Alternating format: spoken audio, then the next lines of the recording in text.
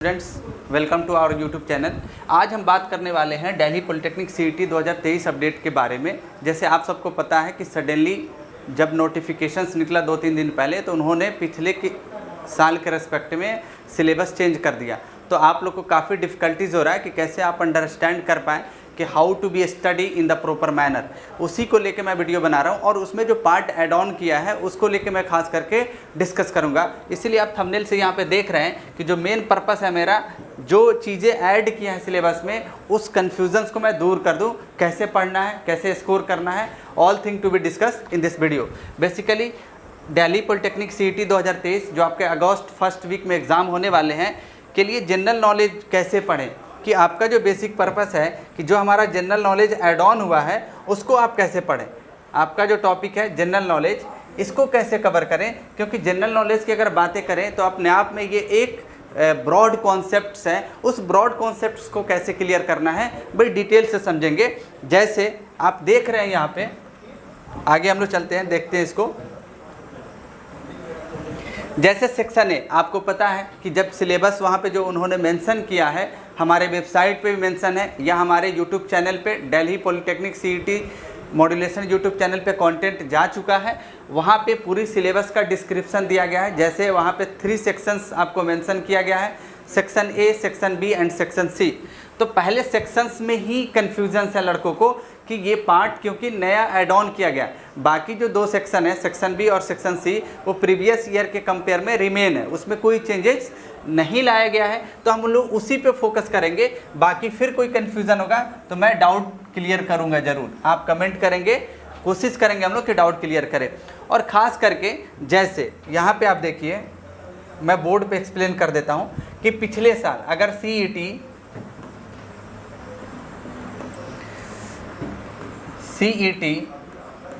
2022 की बात करें, यानी हम प्रीवियस ईयर की बात कर रहे हैं, जो पिछले साल सीईटी का एग्ज़ाम होता दिल्ली पॉलिटेक्निक का, उसमें जो मेन चीज़ें आपको पढ़ना था उसमें एप्टीट्यूड मैथमेटिक्स था, एप्टीट्यूड मैथ था,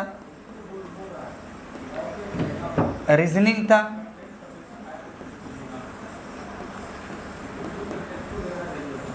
था, बेसिक मैथमेटिक्स था, आपके 10th लेवल का था, बेसिक मैथ था,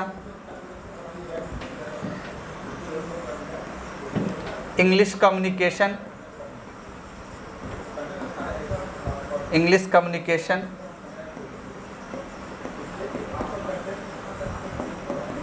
और आपके जनरल साइंस था।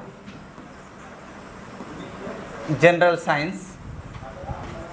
साइंस कहने का मतलब जो आप 10th में पढ़ते हैं उसके, जैसे फिजिक्स, केमिस्ट्री एंड बायो, सभी चीज़ें सेम है, पिछले साल के जैसे ही है। ये सब पढ़ने ही है पढ़ने। जैसे इस बार अगर आप देखें तो इंग्लिश कम्युनिकेशंस को उन्होंने सेक्शन बी बना दिया। जो बेसिक मैथमेटिक्स है और जनरल साइंस है, इन दोनों को मिला के उन्होंने सेक्शन सी बना दिया। और यहाँ पे एप्टीट्यूड मैथमेटिक्स, और इसमें एक और पार्ट ऐड ऑन हो गया, जनरल नॉलेज। इस साल यही बस चेंजेज आया है कि जनरल नॉलेज, इसीलिए मेरा पर्पस भी वही है कि जनरल नॉलेज आप कैसे पढ़ें। जैसे कि अगर आप यहाँ पे देखें, देखिए लॉजिकल रीजनिंग पिछले साल भी था, इस बार एप्टीट्यूड मैथमेटिक्स इस साल भी है, पिछले साल भी था। जो चेंजेज आया है वो सिर्फ आपके ये सेक्शन में चेंज आया, यानी सेक्शन ए को 3 पार्ट में डिवाइड किया उन्होंने, और इससे 20 क्वेश्चंस पूछे जाएंगे, जिसका 40 मार्क्स वेटेज होगा। आप सबको पता है, आपने देखा है अपडेट्स। तो उसमें ये पिछले साल पढ़ना ही था, ये भी पढ़ना था आपको, सिर्फ इसमें कन्फ्यूजन हो रहा है। This is the part of GK, it means general knowledge. इसी चीज़ को बेसिकली हम फोकस करने वाले कि आप जनरल नॉलेज कैसे पढ़ेंगे। जनरल नॉलेज कहने का क्या मतलब होता है, मैंने यहाँ पे पूरी डिटेल्स लिखा है। जनरल नॉलेज कहने का क्या मतलब होता है कि इसमें 3 सेक्शंस होते हैं। जैसे अगर आप क्लास 9th की बात करें या क्लास 10th की बात करें, तो वहाँ पे जो आप सोशल स्टडीज़ पढ़ते हैं उसी का पार्ट होता है जनरल नॉलेज। जनरल नॉलेज आगे चल के जब आप कम्पिटिटिव एग्ज़ाम की प्रिपरेशंस करेंगे, 11th करने 12th करने के बाद, तो वहाँ पे जनरल नॉलेज का एक सेगमेंट आपको पूछा जाता है। यहाँ पे भी उन्होंने उसी चीज़ को लेके, ये काफ़ी उनका अच्छा स्टेप है, सराहनीय स्टेप है जो अभी से इंट्रोड्यूस कर दिया, क्योंकि वो ये काफ़ी हेल्पफुल होता है आगे जब आप और भी ज़्यादा ब्रॉड अपने एग्ज़ाम मतलब ब्रॉड लेवल पे एग्ज़ाम देंगे तो वहाँ पे बहुत सारे काम आएगा। जनरल नॉलेज में बेसिकली 3 सेक्शंस होते हैं। The one is the history, second polity, third will be the geography. Economics is also part of general knowledge, current affair is also part of general knowledge, but in the broad division it has basically 3 segments, history, polity and geography. 3 ही segments होते हैं इसमें। बाकी economics और आप current affairs की बात करें तो जब आप मेच्योर्ड हो जाएंगे, आईएएस लेवल के एग्ज़ाम देंगे तो वहाँ पे सारी चीज़ें पूछा जाता है। अब हिस्ट्री भी 3 पार्ट्स में डिवाइडेड है। इसको समझना है कि इसमें आप कैसे पढ़ें, क्योंकि यहाँ पे सेक्शन ए में 3 सेक्शंस हैं। जनरल नॉलेज है आपका, रीजनिंग है, एप्टीट्यूड है। 20 क्वेश्चन पूछे जाएंगे, at least 7 question from the general knowledge segments. तो यहाँ पे आप देखें तो एंशिएंट हिस्ट्री है। एंशिएंट हिस्ट्री मतलब इसे प्राचीन भारत कहते हैं आप हिंदी में, प्राचीन भारत। मेडिएवल है, मेडिएवल हिस्ट्री, माध्यमिक इतिहास कहते हैं, और ये है फिर आपका मॉडर्न हिस्ट्री जिसे आप आधुनिक इतिहास कहते हैं। इन चीज़ों को समझना, जो आपके सेगमेंट से क्वेश्चन पूछा जाएगा वो आप एंशिएंट पे ध्यान नहीं देंगे, आप इसको नहीं पढ़ेंगे, मेडिएवल भी नहीं पढ़ना है, सिर्फ किस पे पढ़ना है, मॉडर्न हिस्ट्री के बारे में हमें नॉलेज गेन करना है। मॉडर्न हिस्ट्री पे ही हमें फोकस करना है, क्योंकि 2 क्वेश्चन आएगा हिस्ट्री से, 2 क्वेश्चन पॉलिटी से और 2 क्वेश्चन ज्योग्राफी से आएगा। कहाँ से क्वेश्चन आएगा मैं आपको बताता हूँ। मॉडर्न हिस्ट्री को कहा जाता है गांधीयन फेज। महात्मा गांधी का जो फेज था गांधीयन फेज कहा जाता है। जो गांधीयन फेज कहाँ से स्टार्ट होता है, आप देखें 1917 से लेके 1947 तक के जितने भी इंसिडेंट्स हुए हैं उन्हें गांधीयन इंसिडेंट कहा जाता है और गांधीयन फेज कहा जाता है। जब पूछ लेगा कि in which year the Gandhi start the movement, मतलब उन्होंने कब आंदोलन स्टार्ट किया था, पहला आंदोलन क्या था, तो 1917 ईस्वी में किया था उन्होंने, जिसे किसान आंदोलन कहा जाता है। किसान आंदोलन कहाँ से स्टार्ट किया था, बिहार से उन्होंने स्टार्ट किया था, जिसे चंपारण सत्याग्रह के नाम से जाना गया। यही सारी चीज़ें पूछेगा। जैसे आपसे पूछा जाएगा क्विट इंडिया मूवमेंट कब आया, तो 1942। आपसे पूछेगा कि कॉपरेशन मूवमेंट कब चलाया गया, तो आपको पता होनी चाहिए। सिविल डिसओबीडिएंट मूवमेंट कब चलाया गया, ये पता होनी चाहिए। अधिवेशंस जो हुए, मीटिंग्स जो हुए इंडियन नेशनल कांग्रेस के, वो कब हुए थे। राउंड टेबल का मीटिंग कब हुआ था, जो लंदन में हुआ करते थे, तो वहाँ पे 1931, 1932, ये सारे डेट्स याद होने चाहिए। मतलब आपको जितने भी इंसिडेंट्स हुए हैं 1917 से लेकर 1947 में, जिसे गांधीयन फेज कहा जाता है, ये कंप्लीट आना चाहिए आपको।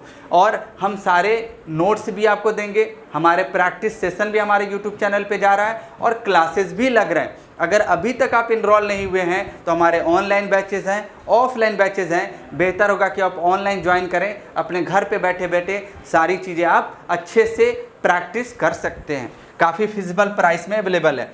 सिर्फ कहने का मतलब है कि हमें एंशिएंट हिस्ट्री, प्राचीन भारत, मध्यकालीन भारत, इन सब बातों में नहीं फंसना है। प्राचीन भारत अगर आप पढ़ने जाएंगे तो इतनी ज़्यादा कॉम्प्लेक्स है कि उस समझ में नहीं आएगा। जैसे मोहनजोदड़ो के बारे में पढ़ना, जैसे वहाँ पे आदमी का उत्पत्ति कैसे हुआ, ये सारी चीज़ें पढ़ना है। मेडिएवल हिस्ट्री थोड़ा सा इंपॉर्टेंट हो जाता है, क्योंकि यहाँ पे मुग़ल की बातें आता है। किसका, मुग़ल एम्पेरर के बारे में हम लोग पढ़ते हैं।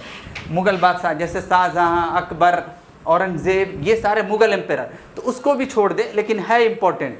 लेकिन इससे कम चांसेज है पूछने का, क्योंकि सिर्फ अगर हम स्ट्रगल की बात करें बेसिकली, तो स्ट्रगल कहाँ पे हुआ है, 1917 से लेके 1947 के बीच। तो ये छूटना नहीं चाहिए। ये सारे मूवमेंट्स है, क्वेश्चन यहीं से आना है। सिर्फ आपको मॉडर्न हिस्ट्री पढ़ना है, ये टारगेट होना चाहिए कि मॉडर्न हिस्ट्री किसी हाल में नहीं छूटना चाहिए आपसे। सेकेंड सेगमेंट आपका पॉलिटी है। पॉलिटी भी बहुत ज़्यादा बड़ा सेगमेंट है। पॉलिटी को भी हमें क्या करना है, 2 तरह से चीज़ें होता है। एक आपका इंडियन कॉन्स्टिट्यूशंस है, जो बेसिक इंडियन कॉन्स्टिट्यूशंस है। एक है कि आप जैसे जितने भी रूल्स बने, तो इंडियन कॉन्स्टिट्यूशंस में कितने, मतलब आप उसे बोल सकते हैं कि इंटरलिंक जैसे आप होता है कि कहीं पे देश में संधि हो रहा है, मतलब मीटिंग्स हो रहा है, उन चीज़ों को नहीं पढ़ना है। जो हमारा स्टैटिक सेगमेंट है उसे पढ़ना है, जो डायनामिक होता है उसे नहीं पढ़ना है। दो तरह का जीके होता है, जैसे मैं बता देता हूँ कि कैसे होता है। एक स्टैटिक जीके होता है, दूसरा डायनामिक जीके होता है। स्टैटिक जीके कहने का मतलब जो चीज़ें ऑलरेडी हो चुका है, जिसे बदला नहीं जा सकता, उसे स्टैटिक कहते हैं। डायनामिक कहने का मतलब कि डे बाय डे अपडेट्स लाना, वो डायनामिक सेगमेंट कहलाता है। हमें डायनामिक, आप 10th में है, 10th लेवल पे सवाल पूछा जाएगा आपसे, तो dynamic segment is not more important for the exam point of view, the only static part is important for the exam point of view, उसको आप फोकस करें। और स्टैटिक में इसलिए मैंने हिस्ट्री में बताया, this are the static parts 1917 से लेके 1947 के बीच। और पॉलिटी की अगर बात करें तो यहाँ पे आप कॉन्स्टिट्यूशंस का कैसे फ्रेम हुआ, कौन कौन इसके मेंबर्स थे, कितने साल बना। पहला जो कॉन्स्टिट्यूशंस है, जैसे आप देखते हैं रिपब्लिक डे, गणतंत्र दिवस, this is the part of polity. Constitutions day के नाम से जाना जाता है, जो 26 जनवरी 1950 में डेवलप किया था। कितने साल लगा था संविधान को बनने में? 2 साल 11 महीना 18 दिन लगा था। इसके हेड कौन थे, किन्होंने, कौन से ये चेयरपर्सन थे? तो डॉक्टर भीमराव अंबेडकर थे। ड्राफ्टिंग कमेटी, इसे कहा जाता है ड्राफ्टिंग कमेटी, इसके हेड कौन थे? भीमराव अंबेडकर। ये सारे नाम आप जानते हैं। कौन ऐसे थे जो पूरी कॉन्स्टिट्यूशंस में सलाहकार थे, but this person is not the part of constitution? तो दादा भाई नेहरू जी थे। ये सारे नाम याद होने चाहिए आपको। कौन सा डे कब मनाया जाता है, किस तरह से होता है। और कुछ फंडामेंटल राइट्स हैं, जैसे गवर्नर का क्या रोल होता है, प्रेसिडेंट का क्या रोल होता है, कैसे आप प्रेसिडेंट का इलेक्शन होता है, गवर्नर का कैसे इलेक्शन होता है, ये सारी बातें क्लियर होनी चाहिए। कितने स्टेट्स हैं, स्टेट में कितने लेजिस्लेटिव काउंसिल्स हैं, कितने लेजिस्लेटिव असेंबली हैं, कितने स्टेट है जिसमें मेंबर ऑफ लेजिस्लेटिव काउंसिल होते हैं, कितने एमएलए हैं, कितने यूटी स्टेट है, कितने यूटी स्टेट नहीं है। जैसे दिल्ली किस तरह का स्टेट है, यूनियन टेरिटरी है। जैसे बात करें अंडमान निकोबार की, तो यूटी है, इस पर किसका रूल्स होता है? तो सेंट्रल गवर्नमेंट का रूल्स होता है, जो गवर्नर रूल्स करते हैं। तो गवर्नर, ये सारे फंक्शंस आप पढ़ लें। अब बार बार दिल्ली से बिलोंग करते हैं, आप सुनते होंगे कि केजरीवाल बार बार ये स्पीच देते हैं कि मुझे दिल्ली के गवर्नर आगे स्टेप लेने नहीं दे रहे हैं, क्योंकि ये यूटी स्टेट है। लेकिन वहीं पे आप यूपी में चले जाइए, हरियाणा में चले जाइए, वहाँ पे अगर सीएम है तो गवर्नर का कोई रोल नहीं होता। यूपी में मतलब अगर स्टेट, दूसरे स्टेट की बात करें विदाउट यूटी, तो वहाँ पे सीएम गवर्निंग पावर रखता है। लेकिन यहाँ पे यूटी स्टेट है, इसीलिए यहाँ पे गवर्नर के पास भी गवर्निंग पावर है। इसलिए केजरीवाल बार बार ये भाषण देते हैं कि हमें नहीं बढ़ने दिया जा रहा है। तो ये सारे स्टैटिक सेगमेंट है। कहने का ये मतलब हुआ कि अगर पॉलिटी की आप बात करें तो पॉलिटी में मैं बता देता हूँ क्या क्या पढ़ के जाएंगे। Focus on only a static segment, only on a static segment.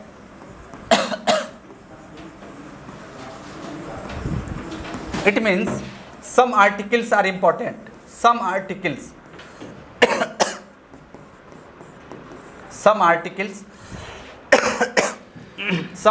कहने का मतलब फंडामेंटल राइट्स। आप कहते हैं ना ये मेरा मौलिक अधिकार है, अगर मेरे मौलिक अधिकार से छेड़छाड़ हुआ तो मैं डायरेक्ट केस कर दूंगा। फंडामेंटल राइट्स, जैसे फंडामेंटल राइट, जैसे लेबर, जैसे 14 साल या 18 साल के बच्चों से उससे कम के बच्चों को काम नहीं कराया जा सकता। This is the fundamental right. आपसे कोई छेड़छाड़ कर रहा है तो ये आपका फंडामेंटल राइट्स है, मौलिक अधिकार है ये आर्टिकल्स। और ये आपको पता है 14 से 18 में क्लियरली मेंशन किया गया। कॉन्स्टिट्यूशंस का जो फ्रेमिंग है, आर्टिकल 1 एंड 2, आर्टिकल 1 एंड 2, इसके बारे में पढ़ें कि इंडिया का नाम भारत ही क्यों रखा गया। उसमें लिखा गया India that is the Bharat is the union of state. जब आप उसे पढ़ेंगे तो अच्छे से समझ पाएंगे। बाकी स्टेट, ये पॉइंट 2 में लिखा गया है कि कोई भी सेंट्रल गवर्नमेंट अगर चाहे तो किसी स्टेट के एरिया को एक्सपेंड कर सकता है या रिड्यूस कर सकता है। देखते हैं ना, जैसे आपने सुना होगा 2014 में एक नया स्टेट बनाया गया, आंध्र प्रदेश से हटा के तेलंगाना स्टेट। तो ये है पावर, ये कॉन्स्टिट्यूशंस में लिखा गया है। जैसे ये सारे जैसे आर्टिकल 300, जैसे आपने सुना होगा कि जम्मू कश्मीर को से स्पेशल प्रोविजंस ले लिया गया, लद्दाख को अलग एक स्टेट का दर्जा दे दिया गया। तो ये सारे क्या होते हैं, इसमें लिखा गया। इस बात को आप पढ़ेंगे तो समझेंगे। यही सारी चीज़ें हमें देखना है। पावर ऑफ लॉज, इसके बारे में पढ़ना है। जैसे प्रेसिडेंट का पावर, प्रेसिडेंट का पावर, गवर्नर का पावर, गवर्नर का पावर, स्टेट का पावर, सेंट्रल का पावर। कुछ लिस्ट होता है उसके बारे में पढ़ना है, जैसे कितने तरह का लिस्ट होता है, एक स्टेट लिस्ट होता है, यूनियन लिस्ट, कॉन्करेंट लिस्ट, ये सारे राज्यसभा के इलेक्शन कैसे होते हैं, ये सारे सब चीज़ के बारे में पढ़ना है। मतलब स्टैटिक कॉन्सेप्ट आपको बेसिकली पढ़ना है। तीसरा सेगमेंट आप यहाँ पे देख रहे हैं ज्योग्राफी है आपका। ज्योग्राफी में अगर बात की जाए तो ज्योग्राफी में भी ज़्यादा हमें कुछ नहीं पढ़ना है। ज्योग्राफी की अगर बात की जाए तो ज्योग्राफी में जो पार्ट्स आपको पढ़ने हैं, ज्योग्राफी में जो पार्ट्स आपको पढ़ने हैं काफ़ी, इसमें भी स्टैटिक पढ़ना है, स्टैटिक ज्योग्राफी आपको पढ़ना है। और स्टैटिक ज्योग्राफी में भी हमें दो तरह की ज्योग्राफी है। इंडियन ज्योग्राफी पढ़ना है, इंडियन ज्योग्राफी पढ़ना है, इंडियन ज्योग्राफी पढ़ना है। इसमें भी हमें इंडियन ज्योग्राफी के बारे में अच्छे से स्टडी करना है। और इंडियन ज्योग्राफी भी काफ़ी होता है, जैसे बहुत सारे सेगमेंट्स इसमें भी हैं। जो मेन सेगमेंट्स हैं उसके बारे में मैं डिस्कस कर देता हूं। जैसे अपने जैसे इंडिया की जो बेसिक ज्योग्राफी है उसके बारे में आप जान लें, जो बेसिक फ्रेमिंग है उसके बारे में आप जान लें, इम्पॉर्टेंट हाईवेज़ के बारे में जान लें, इम्पॉर्टेंट हाईवेज़ के बारे में, इम्पॉर्टेंट हाईवेज़ के बारे में जान लें, इम्पॉर्टेंट पार्क के बारे में आप पढ़ लें, जितने इम्पॉर्टेंट पार्क हैं, यूनेस्को, इंडियन यूनेस्को हेरिटेज के बारे में पढ़ लें, हेरिटेज, ये सारे इंपॉर्टेंट सेगमेंट माने जाते हैं। रोडवेज के बारे में पढ़ लें, एयरवेज के बारे में पढ़ लें, स्टेट की कैपिटल के बारे में पढ़ लें, यही सारी चीज़ें हमें पढ़ना है। बाकी अगर कोई आपको कहीं भी कोई दिक्कत होता है तो हमारे बैचेस चलते हैं ऑनलाइन और ऑफलाइन दोनों।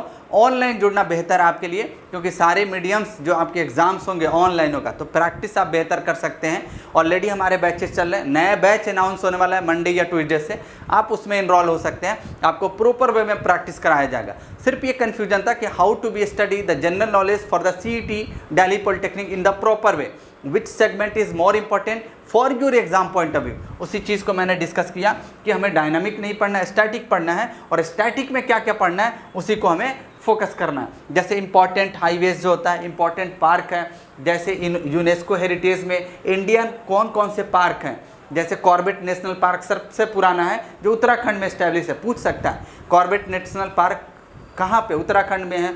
सबसे पुराना पार्क कौन है, तो वही है, कॉर्बेट है। तो ये सारी चीज़ें आपको आना चाहिए। जैसे टाइगर रिजर्व पार्क की बात की जाए तो मध्य प्रदेश पन्ना है, वहाँ पे है, गुजरात में शिफ्ट किया गया, वहाँ पे ये सारे पूछा जा सकता है आपसे, तो उसके बारे में पूछ लें। और ज्योग्राफी में सबसे इंपॉर्टेंट बात है डेमोग्राफी। डेमोग्राफी, डेमोग्राफी कहने का मतलब सेंसस के बारे में पढ़ लें। जो सेंसस हुआ था उसके बारे में, जिसे जनगणना कहा जाता है, कि क्या यहाँ की पॉपुलेशन डेंसिटी है, किस स्टेट, यहाँ पे जैसे दिल्ली से आप बिलोंग करते हैं, दिल्ली पॉलिटेक्निक का एग्जाम देते हैं, तो दिल्ली की ज्योग्राफी जरूर पढ़ के जाए। यहीं से 2 सवाल आएगा, दिल्ली ज्योग्राफी। अब दिल्ली ज्योग्राफी, इसका क्षेत्रफल क्या है ये पढ़ लेना है। दिल्ली की राजधानी आप जानते ही हैं, स्टेट है, इसमें कौन रूल करते हैं ये सब पढ़ लेना है। यहाँ पे कौन कौन हाईवे कनेक्टेड होते हैं ये सारे पढ़ लेना है। कौन कौन से एयरपोर्ट है ये पढ़ लेना है आपको। यहाँ की पॉपुलेशन डेंसिटी क्या है ये पढ़ लेना है आपको। यहाँ की पॉपुलेशन कितनी है, जनसंख्या कितनी है ये पढ़ लेना है। इसका सेक्स रेशियो क्या है ये पढ़ लेना है। मेल और फीमेल का रेशियो क्या है ये सारे पढ़ लेना है। फेमस पार्क इन दिल्ली कौन कौन से ये सारे पढ़ लेना। ये इसी को कहा जाता है दिल्ली ज्योग्राफी। तो आई होप ये वीडियो देखने के बाद आपको ये सारी बातें क्लियर हो गया होगा। एक बार मैं बता देता हूँ फिर से कि जैसे आपने देखा यहाँ पे कि the only purpose is to be discuss कि जनरल नॉलेज में आपको ये सिर्फ पार्ट पढ़ना था। यहाँ पे आप देखेंगे सिलेबस में तो वही मेंशन किया, Indian history, famous books, others, यही जैसे आप पढ़ेंगे गांधीयन फीस तो उसमें समझ में आ जाएगा चीज़ें। देखिए वर्ल्ड स्टेट्स के बारे में पढ़ना है एंड देयर कैपिटल्स पढ़ना है। अभी मैंने वही डिस्कस किया कि स्टेट कौन कौन है, उसके कैपिटल्स कौन है, वो पढ़ लीजिए। जैसे यहाँ पर लिखा है वाइल्ड लाइफ, यहाँ पे जो लिखा है पार्क के बारे में, यानी नेशनल हेरिटेज में कौन कौन से पार्क हैं उसके बारे में डिस्कस करें। इन इंडिया ये यूनेस्को डिसाइड करता है, पूछ सकता है अगर लिखा है कि जितने भी पार्क से कौन डिसाइड करता है, ये सारे पढ़ लें। इंपॉर्टेंट रिवर के बारे में पढ़ लें, माउंटेन्स के बारे में पढ़ लें, ये सारे ज्योग्राफीज होता है। इंपॉर्टेंट ट्रॉफीज जो होता है, जैसे अभी आप स्पोर्ट्स से रिलेटेड हैं उसके बारे में पढ़ लें। जैसे क्रिकेट से कौन सा कप रिलेटेड होता है, स्पोर्ट्स क्या क्या होता है, जैसे आईपीएल अभी चल रहा है, आईपीएल से ही एक क्वेश्चन पूछ सकता है। तो ये सारे अब देखें जो आपके मतलब इंसिडेंट्स हो रहे हैं उसके बारे में पूछा हुआ। टोटली अगर आप बात करें तो इट मीन्स अगर आप बात करें तो जनरल नॉलेज को 3 सेगमेंट में हमें पढ़ना है, history segment, polity segment and geography segment. और इन सभी में सिर्फ हमें स्टैटिक सेगमेंट को ही पढ़ना है, बाकी सेगमेंट को हमें नहीं पढ़ना है। और स्टैटिक सेगमेंट क्या क्या पढ़ना है, बाकी हमारे प्रैक्टिस सेशन जाते रहेंगे, उसमें आप बने रहेंगे और ऑब्जेक्टिव सिर्फ क्वेश्चन प्रैक्टिस कर लेंगे तो आपको एडवांटेज मिल जाएगा। तब तक के लिए थैंक यू। फिर मिलते हैं या कोई हमारे टीम मेंबर्स दूसरे अपडेट के साथ ज़रूर मिलेंगे। आप हमारे यूट्यूब चैनल पे बने रहें, अपने दोस्तों तक पहुँचाएँ, सब्सक्राइब करें, लाइक करें एंड शेयर करें। तब तक के लिए थैंक यू।